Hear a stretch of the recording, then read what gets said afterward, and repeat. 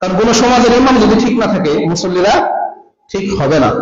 আমি অনেক চিন্তা ভাবনা করে নিয়োগ করেছি যে এখন থেকে সমাজে যদি কোনো বেনামাজি মৃত্যুবরণ করে তাহলে তার জানাজা আমি কোনোভাবেই পড়াবো না।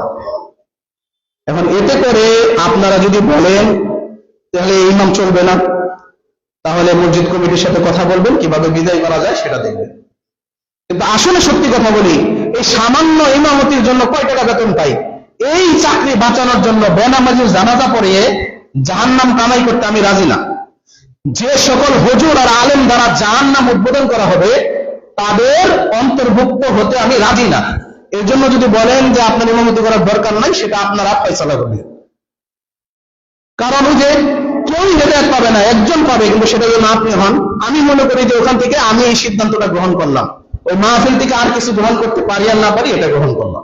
এখন থেকে এই সমাজে কোনো বেনামাজি মৃত্যুবরণ করলে আপনাদের কাছে আমি অনুরোধ করব যে কেউ আমাকে বলবেন না জানাজার কথা, এবং যদি বলেন আমি সেই অনুরোধটা রাখতে পারবো না।